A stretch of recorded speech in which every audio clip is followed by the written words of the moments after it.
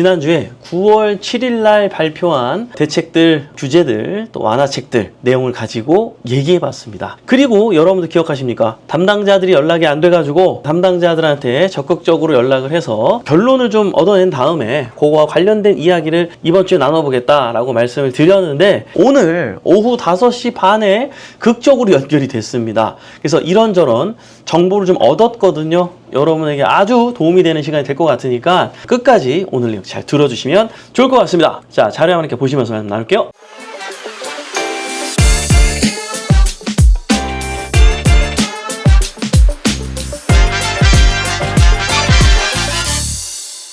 자, 지금 여러분들 특정 건축물 정리에 관한 특별조치법안 해가지고 여러분들 이재명 지금은 대통령이죠.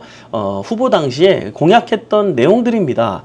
근데 그거와 관련해서 이재명 대통령이 이제 뭐 본격적으로 좀 진행을 못하고 있죠. 뭐 여러 가지로 뭐 공사가 또 다 망한 가운데 뭐 어렵지 않겠나 생각이 드는데 결론적으로 이제 어떤 그 세 분의 국회의원님께서 텔레비에 나오셔가지고 말씀을 했죠. 이재명 대통령님의 취지에도 부합하고 지금 너무나도 이 위반 건축물과 관련해서 억울한 사람들이 많이 있다. 특히 그중에 서민이 굉장히 많이 분포가 되어 있는데 이분들을 구제하기 위해서 이 위반 건축물과 관련된 것은 양성화가 좀 필요하다 이런 제안을 했고 본격적으로 준비하겠다라고 했습니다. 그래서 저희가 그 본격적으로 준비하는 국회의원 사무실에 연락을 드려봤습니다. 그래서 보조관님이셨을까요? 어쨌든 그 담당자님께서 성실하게 답변을 주셔가지고 그거와 관련된 내용을 여러분께 안내해 드리려고 하는데요. 어떤 내용이었냐면 아마 예전에 양성화했을 때 그대로 그 내용을 가지고 이번에 한 번 더 진행하게 될 가망성이 좀 높아 보인다. 추가적으로 어떤 게 더 생기지는 않을 것 같다라는 답변을 일단 들었고요. 그렇다면 이전에 양성화했었을 때 어떤 것들을 양성화해줬는지 우린 이걸 파악하면 되지 않겠습니까? 그죠? 그래서 2014년도에 과거에 이런 특별법이 있었어요. 근데 이때만 있었던 건 아니고 보통은 10년에서 한 13년, 14년 주기로 양성화를 이렇게 해줬었어요. 근데 이게 14년도에 그때 당시 자료를 좀 찾아보니까 1년 동안 신청하라 그랬더라고요. 근데 신청자가 많지가 않았어요. 여기 지금 내용이 지금 정리한 게 나오죠. 과거 특별법 2014-2015 시행했으나 홍보 부족으로 구제가 미흡하다. 19년 이후 이행강제금이 강화돼서 소유자가 부담이 가중되고 있어서 이거 너무 선의 피해자들이 많다. 지금 위반 건축물이 되면은 여러분들 아시죠? 대출도 좀 어렵고요. 전세 놓는 건 당연히 왜냐면 허그에서 보증보험을 안 들어주거든요. 그래서 그것도 불가하고 그러니까 매도할 때에도 사려는 사람도 없고 지금 선의의 피해자가 굉장히 많다. 또 이렇게 평가를 하고 있는 거고요. 그리고 14년도, 15년도 이 당시에 시행을 했었는데 사실 홍보 부족으로 많은 분들이 그거를 신청하지 못했어요. 이거 어디 신청을 해야 되냐면 각 구청에다가 해야 되거든요. 근데 구청에 신청이 들어온 거는 양성화를 해줬는데 들어오지 않은 건 안 해줬어요. 그러니까 이때 몰라가지고 못한 사람들이 아직도 위반 건축물인 경우가 굉장히 많아요. 저도 이제 경매물건을 보다 보면 이따금씩 이때 양성화를 걸쳐서 특별히 위반 건축과 관련된 것이 해제가 되었다. 이런 문구를 저도 가끔 봐요. 뭐 한 10,000건 보면 하나 볼까? 진짜 가끔 봐요. 그러니까 이때 이런 법이 있었는데 이걸 잘 이용하지 못했구나. 요게 좀 느껴지거든요. 그러나 우리 베프TV를 보시는 분들은 이번에 자세히 파악을 하고 자, 이게 이제 신청을 만약에 이제 받기 시작하면 여러분들이 얼른 신청해가지고 양성화 하시기 바랍니다. 자, 대상은요. 요게 되게 중요한 내용이죠. 다세대. 다세대가 뭐예요? 빌라 얘기하는 거잖아요. 또 요건데 세대당 85제곱미터 이하는 양성화를 시켜줬어요. 그럼 여러분 봐봐요. 웬만하면은 빌라가 85제곱미터 넘기가 어렵죠? 그러니까 웬만한 위반 건축들은 다 양성화를 해준다는 얘기예요. 그죠? 자, 그리고 단독 다가구, 뭐 단독주택, 2층짜리, 1층짜리 요런 거. 그리고 다가구 뭐예요? 원룸이 막 18개 있고 막 요런 것들 얘기하는 거예요. 그죠? 자, 요런 거는 연면적이 660제곱미터 이하여야 됩니다. 근데요. 웬만하면 연면적이 660제곱미터 이하예요. 이거를 넘는 건물이 이렇게 흔하지는 않습니다. 여러분 그걸 꼭 참고하시기 바라고요. 연면적이라 하면 어떤 걸 얘기하는 걸까요? 이 층별의 바닥 면적을 더한 값을 얘기하는 거예요. 이해되시죠? 자, 그리고 근생시설을 주택으로 전용하는 거, 뭐 사무소, 뭐 이런 거, 내용은요, 건축물의 누수를 차단 목적, 건축 신고를 아니하고 경사진 형태의 지붕으로 교체, 지붕의 교체로 중축된 부분의 가중 평균 높이가 1.8m 이하인 것들. 좀 약간 여러분들이 헷갈릴 수가 있는데 이렇게 일단 기억하시면 돼요. 뭐냐면 보통은 옥탑에 원룸 같은 게 이렇게 하나 있잖아요. 옥탑방 이렇게 하면 어떤 느낌인지 이해되시죠? 거기서 보통은 조금 더 방을 넓혀가지고 위반으로 막 증축한 것들 있죠. 그러니까 이런 것도 조금 양성화를 시켜주는 당시에 그랬어요. 그래서 정확하게 나온 건 아니지만 이번에도 그렇게 될 확률이 굉장히 높습니다. 그죠? 또 단독 다가구에도 보면은 이렇게 좀 위반한 것들 많잖아요. 객실수 좀 더 이렇게 늘렸다든지 좀 넓혔다든지 이런 거 있는데 이런 것도 양성화해 줄 가능성이 굉장히 높다. 또 이렇게 판단하시면 되고요. 그 다음에 사무소를 주택으로 전용해 준다. 요럴 가망성은 조금 적어요. 자, 요거를 여러분들 기대하시는 분도 좀 있을 거예요. 근데 요거는 조금 가능성이 적어요. 예전에 이거 안 해줬거든요. 근데 우리가 이 부분을 제가 왜 썼냐면 여러분이 조금은 기대해도 되는 게 뭐가 있냐면 이번에 9월 7일 날 대책을 발표할 때 뭐라 그랬습니까? 생수기나 근생 같은 것들도 주거가 요즘에 너무 공급이 부족하다 보니까 그런 것도 주거로 전용할 수 있게 해주겠다. 원래 이게 어려운 이유가 뭐냐면요. 상가였을 때는 건축법에 의해서 보통은 주차장이 필요가 없어요. 근데 주택으로 전용하기 위해서는 주차 한 대 보통은 정확한 건 아니에요. 대충 한 대를 댈 수 있는 공간이 있어야 주택으로 전용이 가능하거든요. 근데 이런 거에 어떤 그 어려움 없이 그냥 하게 해주려는 이런 정책이 나올 것 같아요. 그래서 제가 이거에 대해서 자세하게 그 담당 부서에 물어본다 그랬죠. LH 쪽에 그래서 연락을 했는데 그게 연결이 오늘 단 거예요. 그쪽에 담당자님이 뭐라 그랬냐면 자, 내년 2월 달까지 지금 위에서 이렇게 하겠다고 지침이 내려왔는데 이 부분에 대해서 세부적으로 어떤 계획을 가지고 어떻게 해서 그렇게 되면 어떤 몇만 가구에 더 창출이 일어나는지 그로 인해서 더 혜택이 되게끔 빨리 어떻게 좀 조치하세요. 이렇게 명령을 하달받은 상황인가 봐요. 그래서 그 담당자님께서 명확하게 얘기했습니다. 내년 2월까지 저희가 마련하기로 했기 때문에 그때가 돼야 정확하게 안이 나올 것 같다. 라고 답변을 주셨어요. 그래서 여러분들이 그렇구나 이런 상황을 이해하고 계시면 좋을 것 같습니다. 그래서 여러분들한테 좀 당당하게 이제 사무소로 되어 있는 거 위반 건축물 유찰도 막 50% 막 60% 되니까 그런 거 낙찰 받으세요 라고 좀 오늘 얘기해 주고 싶었는데 그 부분에 대한 거는 잠깐 보류를 해야 될 것 같습니다. 그러나 지금 우선적으로 지금 국회의원님께서도 이 발의를 하기 위해서 굉장히 노력을 하고 있고 그리고 이재명 후보 당시에도 얘기했었던 것을 맥락이 지금 같은 상황이기 때문에 이거는 어느 정도 좀 통과될 가망성은 좀 높아 보이기 때문에 여러분들이 현재 위반 건축물로 등재가 돼 있어서 약간 낙찰 가격도 경쟁자도 적은 그런 물건들을 여러분들이 좀 예의주시하고 관찰하고 낙찰 받으면 그거는 나중에 양성화가 되게 된다면 어떻게 되는 거죠? 지금은 양성화되기 전이다 보니까 확실히 또 어떻게 될지 모르니까 불안한 마음 가운데 있고 시장에서 그런 물건들은 거의 50% 가격이라고 봐도 과언이 아닌데요. 만약에 이렇게 되면 어떻게 되는 거예요? 갑자기 2배의 시세 차익을 보게 되는 거죠. 이해되시나요, 여러분? 제가 여기서 한 단계 더 나아가서 팁을 하나 드리겠습니다. 뭘까요? 경매, 공매 물건만 이럴 때는 보는 게 아닙니다. 의외로 그 지역에 보면 이거를 어떻게 해야 되는 줄 모르고 그냥 팔리지도 못하고 어쩔 수 없이 진짜 가지고 있는 일반 물건들도 굉장히 많습니다. 중개사님들하고 잘 얘기를 하다 보면 아이고 이분이 그렇잖아도 기회가 되면 팔고 싶어 했는데 참 다행이네요. 하지만 많이 깎을 수 있을 거예요. 제가 노력해 볼게요. 이런 물건들 또 의외로 있다는 거죠. 여러분들 기대해 주시고 관찰해 보시고 이 시장을 잘 보셨으면 좋겠어요. 그러니까 저는 사실 이게 지금 다시 한번 양성화해 주는 이 제도가 생길 가망성은 저는 90% 이상이라고 봅니다. 여러분께서도 참 용기 내기가 쉽지는 않을 것 같은데요. 저는 현실적으로 그동안의 어떤 저의 내공으로 봤을 때 긍정적으로 보여지니까 이런 거는 조금 도전해봐도 좋을 것 같습니다. 근데요, 사무소인데 이거를 주택으로 전용하는 이것도 될 것 같기는 한데 솔직히 제 마음은 50%라고 봐요. 근데 왜 이런 얘기를 하냐면 이렇게 얘기를 했는데 여러분도 막 사무소로 돼 있는 것만 막 낙찰 받았어. 막 3억 감정가로 출발했는데 막 5천만 원에 낙찰 받고 막 너무 좋은 거예요. 근데 이게 만약에 양성화가 안 되면 어떡해. 팔기가 쉽지 않아요. 자, 그래서 기준은 안전위생 방화 적합 이행강제금 체납 없고 특례 주차장 추가 설치 의무 면제. 왜냐면 아까 제가 얘기했죠. 원래 주차장이 있어야 되는데 그냥 없어도 된다. 양성화 시켜주자. 이런 거거든요. 유효기간은 시행일로부터 1년간 한시 적용이에요. 당시에도 그랬어요. 14년도에도 1월 1일부터 12월 31일까지 기간을 줬는데 홍보가 많이, 그때 당시에는 유튜브가 이렇게 발달한 것도 아니고 SNS가 그렇게 막 발달한 것도 아니고 막 그 도서관님인가 막 이런 분들 몇 분 정도가 유튜브로 막 엄청 유명해졌다 막 이런 걸 보면서 우리가 막 이 시기가 그 시기였어요.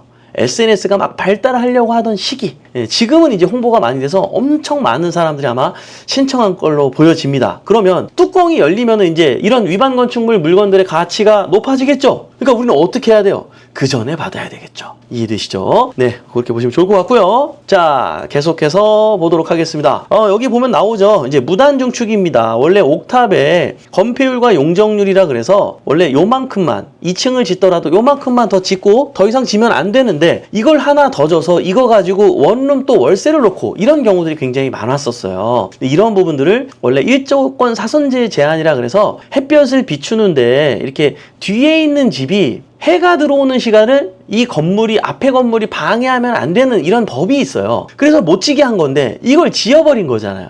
그래서 이게 위반 건축물로 등재가 됐던 건데 이런 걸 양성화 해주겠다. 뭐 이런 개념인 거예요. 자, 그리고 무단 용도 변경 사무소로 신고한 거. 왜?